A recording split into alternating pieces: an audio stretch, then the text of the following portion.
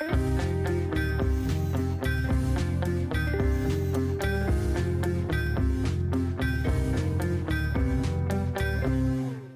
to Hacked in the Dark, a podcast featuring Forged in the Dark games and their designers. I'm Justin, and today I'm going to be introducing Laurie O'Connell of Hieronymus. Welcome, Laurie. How are you? Hi. I'm great. Thanks so much for having me. My pleasure. You've been a part of the Blades in the Dark Discord for a little while, and it's been good to see you designing Hieronymus kind of with us on the Discord. I'm curious, is Hieronymus your first foray into game design? No, so actually my first game was Lichcraft. That was the first thing I properly designed. That's right. Which is a little RPG. I would call it Forged in the Dark Light, in that all it really carries over is D6s. Mm-hmm. And that is an ongoing project for me because I ended up kickstarting it in February. And since then have been kind of running to keep up with getting that all sorted out. But Hieronymus is my second project. Yeah, I'm happy to have backed Lichcraft and looking forward to getting my zine eventually. No hurry. Yeah, it's exciting. That said, you're fairly new to the design process in terms of indie games, it sounds like, because Lichcraft just, was designed in the last year or so plus. Can you tell me what inspired you to get your start, I suppose, in game design? That is a good question. I would love to say a lot of free time, but I actually don't have a huge amount of free time. I think over the last year, I started to play some indie games, and that was really what kind of inspired me to design stuff. So I picked up Blades in the Dark. I started running that. I started playing and running a game called 6th Edition by John Battle, Bats, yes. Which is a fantastic game that you should look up. You'd recommend it? Yes. I've had my eye on it, yeah. To me, it seems like it's a fantasy heartbreaker without it being like a serious attempt at a fantasy heartbreaker, which I really kind of strikes a chord for me, so I'll have to pick it up. It's very simple, but it is what made me want to start designing games, because I was playing it and I was like, oh, you can do interesting stuff. You can make people feel a certain kind of a way just with the way that you phrase and design rules. You can make people play a certain way, and I never really thought about game design that way before. So that made me want to basically start designing, and then after that I just did. I just wrote a game and people liked it a lot more than I would have expected them to. So I kept writing. It sounds like then you joined the Blades in the Dark Discord pretty early on, whenever you thought you might want to design something related to it, even in a little bit, even if it was just a D6. What spurred your interest in Blades in the Dark in particular? Well, okay. So I'll be honest, it's because when I played D&D and only D&D, I only played rogues, and I love to play rogues. And I love that kind of style of play, basically. I love the sort of thieving, sneaking, scoundrels. And Blades in the Dark is the game for that. And I didn't really know a huge amount about the design, but I listened to a few podcasts and streams. I wish I could remember their names. And certain things really intrigued me about listening to people play the game. I love listening to people negotiating position and effect. That was something that was really interesting to me. I loved clocks and devil's bargains, and all of that really drew me to the game. I'll admit, when I joined the Discord, I immediately muted all of the channels except for the general one. Yeah. Because there was so much, and I had no clue about hacking at the time. But then, I eventually ended up having a look in the hack channels, and it was just very inspiring, to be honest. Yeah, my dirty little secret is I can't be on a Discord without muting every channel. So I just kind of have to engage it when I have the energy and free time. So I don't blame anyone for that. That's for sure. I do really love the hack channels, yes, but and I check on it frequently. But it can be difficult to hear that sound coming from my phone. Yep. Yeah, I have to tamp down on that. Well, to me, that kind of portrays you as someone who has like a lot of initiative or at least excitement for design right now. I'm curious to know, like, you said you were listening to some actual plays and streams and stuff. Is there anything about like the energy behind kind of indie design right now that infected you? Is there a particular community that inspired you to kind of get involved with this kind of stuff?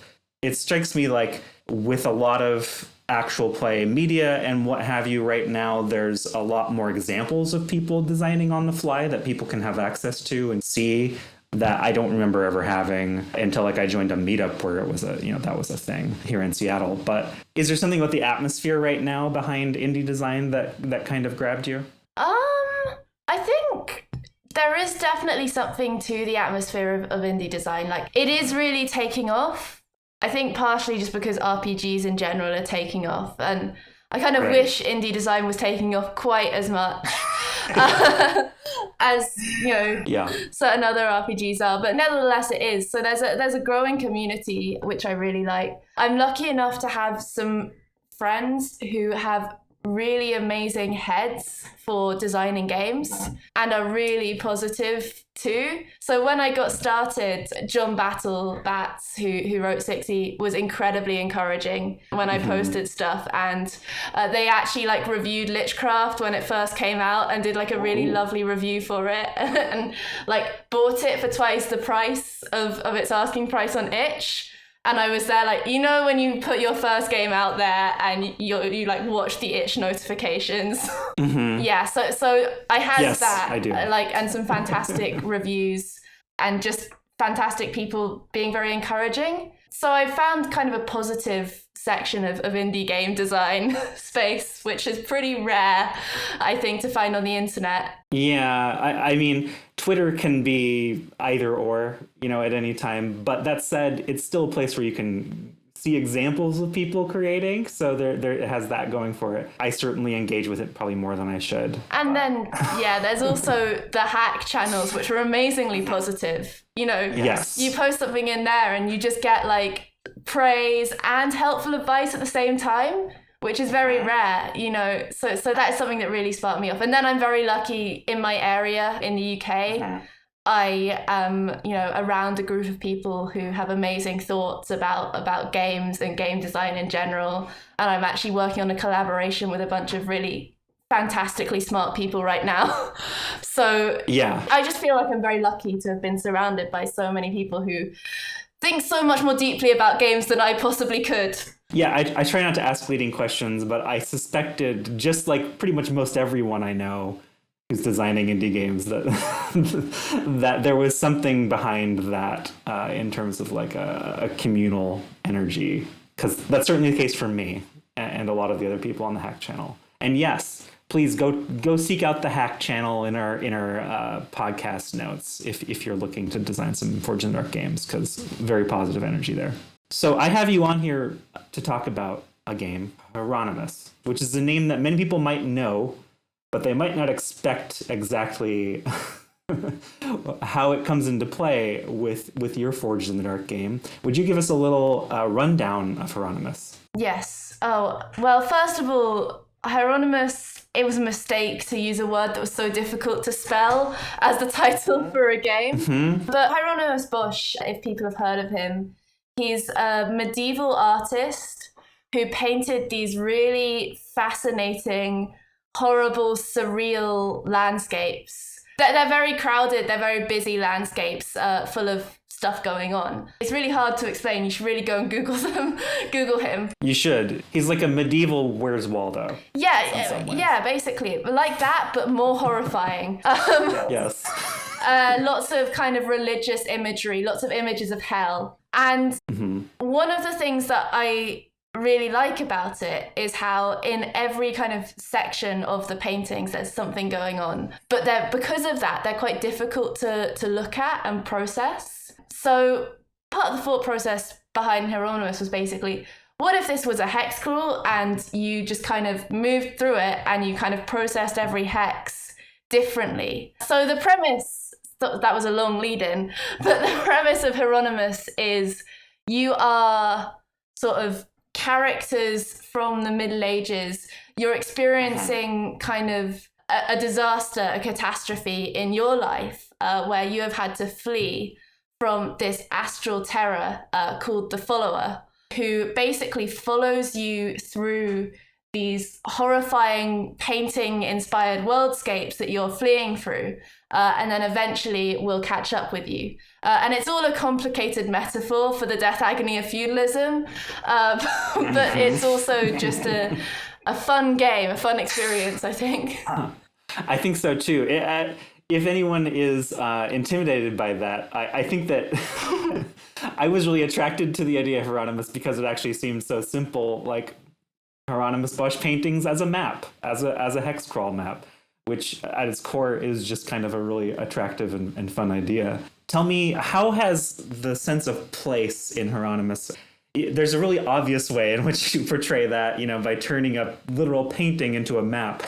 But how has that evolved from conception to now, like, release of the game or coming on the release of the game? I think I always started with wanting to use the maps, wanting to use the paintings as a map. Actually, like, the first thing that I did when I was designing Hieronymus is, like, put a hex over a painting and put it on Twitter and see how many likes it got.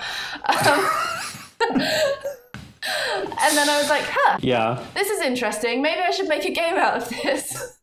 I think what I was trying to do with it is there's this kind of interesting contradiction where you're going through these worldscapes, but everything is very unfamiliar and strange. It's very hard to understand what is going on in the paintings. Yes. So it is supposed to be a strange place. It's not supposed to be something that you understand or necessarily recognize. And it's these people, they are not from these worldscapes. They have kind of fled into them, and they're trying to process this almost unreal strangeness of these worldscapes. Is there something about the act of, like, artistic interpretation that you find kind of fascinating in this regard? Do you find that adds something to the fiction that people create, that the Hieronymus Bosch paintings are so ambiguous in some ways, especially to modern eyes, right? Yeah, I mean, I think it is amazing. I've seen a few people posting, like, play reports of Hieronymus and saying kind of what they do, like how they interpreted all of the various bits of the painting. And it is really amazing what people come up with. And it just goes to show how fantastic these paintings are, because there's so much crammed in there that you can draw meaning out of, like, a centimeter worth of the painting. But yeah, I mean, for example, once someone posted a play report where they were saying, oh yeah, so we came to this, like, a small building, like a tin, like, cylindrical building with a ladder going up to the top and a bunch of people arguing inside the building that was in the painting. And they had to try and figure out what they were arguing about. And they came up with the idea that, like, the thing that they were arguing about is which way is up. And they were arguing about it because it turned out that when you went up the ladder, you actually couldn't come down it. Because both ends of the ladder were up. As a group, they decided to just get themselves completely stuck on this ladder that was, like, eternally going up and there was no down. And I just found, like, it really gets the idea of what the painting is going for, but it's also, like, so imaginative and so original. Now I'm just imagining the fun of sliding up a ladder. One thing I've run into whenever I've played with art interpretation in game design, which I've actually done a couple times, is you do occasionally get the person who is a little literal in their thinking, or who maybe knows a little too much about the subject. Have you ever had any medievalists or, like, scholars of Dante's Inferno who have just kind of had a difficult time engaging with that part of the game? I haven't. I mean, I can imagine it happening, but I also think that, like, Hieronymus Bosch was pretty impenetrable to even Hieronymus Bosch's contemporaries. I mean, this is a guy who got away with basically blasphemy against the church because his paintings were just so difficult to understand that, he got away with basically putting them in cathedrals. And, realistically, all of these paintings are really kind of a ruthless critique of feudal society, especially the church. And they just didn't twig it at the time. And I do have a feeling that you would struggle to find, like, a very literalist historical interpretation of these paintings. I'm sure it can be done. Yeah. But I haven't had that experience, actually. Not yet. That's fair. Maybe just a little too absurd for that. Yeah, exactly. Yeah. Have you heard of any people with intentions to hack Hieronymus to include other artistic works? That would be interesting. I haven't heard of anyone doing it, but if I was going to do it, I would do it with Bruegel the Elder's really busy paintings. And I saw that someone posted on Twitter, like, they posted like a Bruegel the Elder painting with a hex grid over it. So if that counts as hacking Hieronymus, then I have seen someone do it. I mean, that's the concept for the game, right? So Yeah. that's the original concept. I think it probably counts. I would love to see a Hieronymus jam that's just people posting the same hex grid over various images. Well, at the time when I was writing it, we did actually do a jam for it called the Paintings Jam, which was all games inspired by paintings and pieces of artwork. So I don't think anyone else did a hex-crawl, but a lot of people did do similar stuff. So a really good friend of mine, Kristen, she wrote a game that was like a point crawl through Chinese, like these beautiful Chinese landscape paintings. And a lot of people did games based on like Piranesi architecture. So there have been lots of games that have been kind of inspired by art that came out of that same game jam. Yes, and now that I think of it, I'm drawing a blank on the author, but I did see a Where's Waldo RPG come up on itch sometime after Hieronymus, so I wonder, it makes you wonder if there's some connection there. I don't know that it was a point crawl, but still. So moving on to kind of our topic, though I suppose we've been touching on it. You did start with Blades in the Dark before going on to develop Hieronymus. And I wonder how you feel, the hex-crawl format is something we classically think of in terms of OSR games or in terms of D&D as a mechanism for navigating a world map. What do you think Blades in the Dark has to say about that kind of spatial navigation? Because it is an element of the game, even if there isn't like a tactical grid or an overworld map, so to speak, but the maps do play a part of the game. Is there any aspect of that you'd like to touch on and that has inspired you when you played the game? I mean, maps in Blades in the Dark, I think they do a very different thing, because when you're playing Blades, or I've actually never played, but GMing Blades. Yes, I understand. I think, I personally, I always have like the city map up in front of me, and I'm like looking at it and like saying, okay, well, where in the city would this be? What's the vibe of this area? What are people like in this area? What are the potential problems? Who's strong here? Who's weak here? Right. So you almost are using a map as some way to kind of guide the fiction, but that's very different from using it as sort of like, these are the fixed geographical areas that you are traveling through, which I've never done in Blades in the Dark. I've never been like, okay, you need to go right and then left onto this street and that street.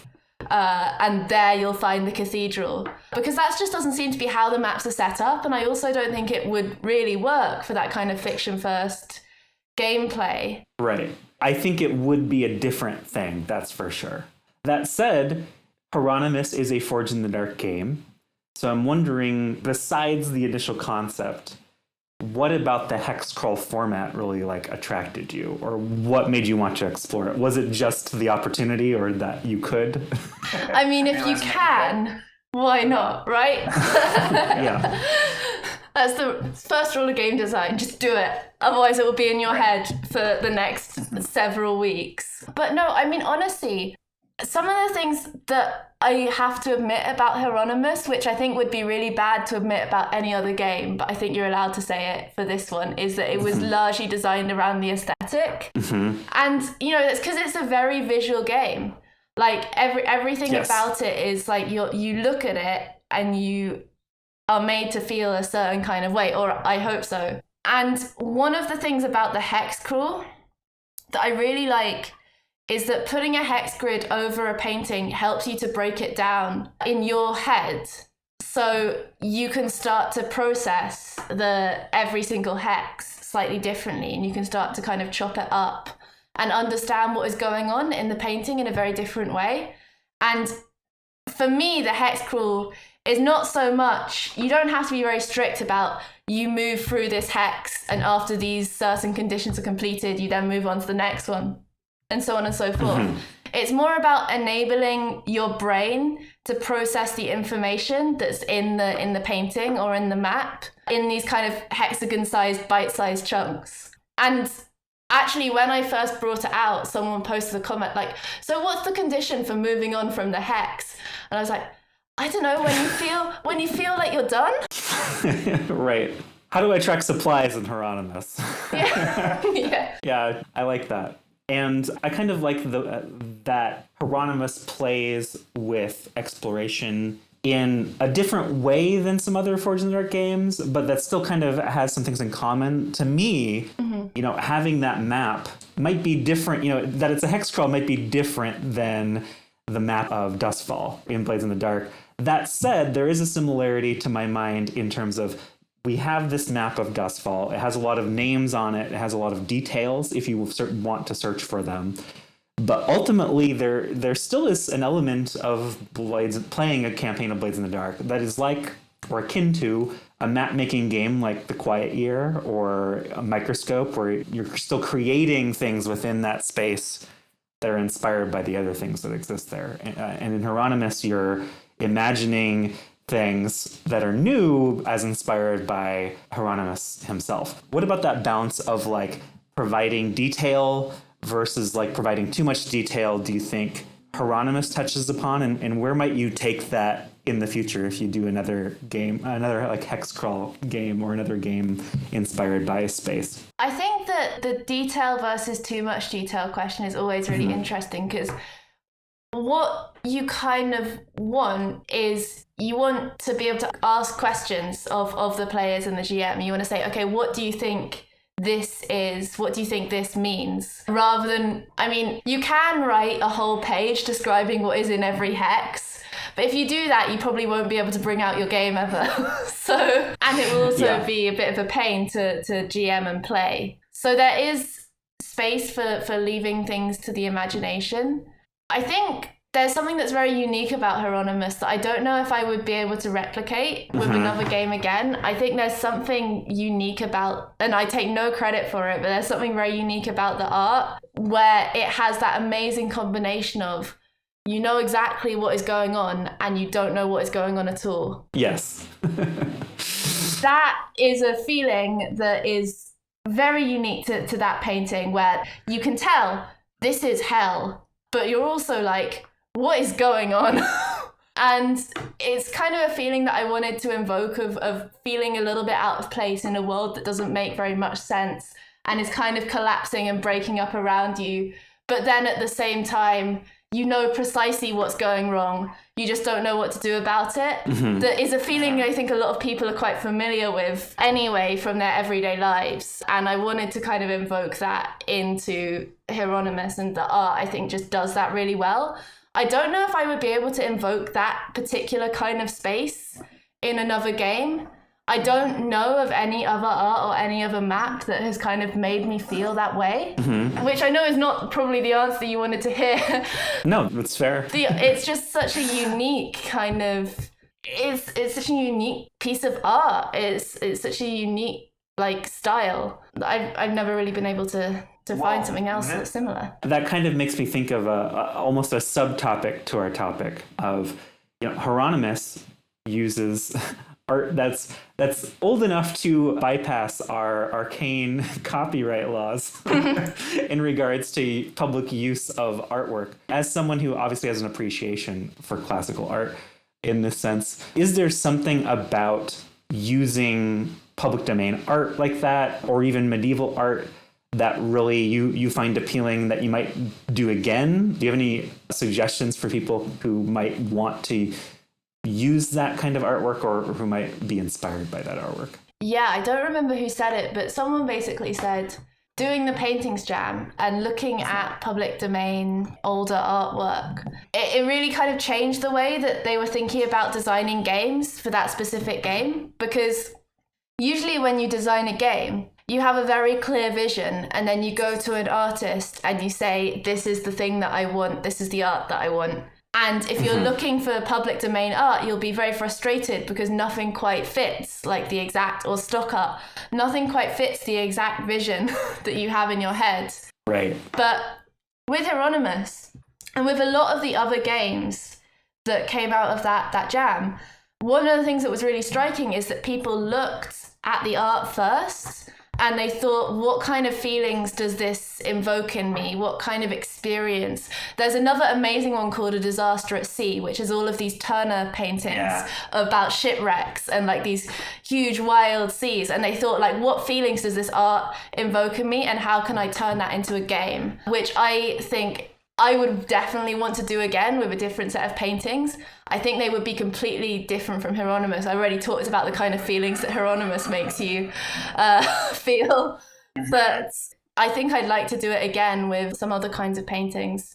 Maybe Turner, maybe some lovely landscapes. I don't know. Yeah, just letting yourself be inspired by something to create as opposed to wanting to create and looking for inspiration. Yeah, exactly. I actually think that's a really valuable piece of insight for perhaps a lot of our listeners. Like, I know myself, sometimes whenever I go looking to be inspired, it can take a long time to find that thing that like inspires me to create or finish whatever I've started creating. Yep. The things that I tend to start and then finish very quickly are the ones where I let myself be inspired by something. Yeah, I would tend to agree there. Well, I think there are a lot of people that have very clear visions of what they want their games to look like and what what rules that they want to put in and all of that. I'm not one of those people. I don't know enough about games to have very strong opinions on those topics. But I think that the thing that I always start with is, how am I feeling? And how do I want the people who are playing this to be feeling? So that was definitely with Lichcraft. Mainly what I was feeling was a lot of spite.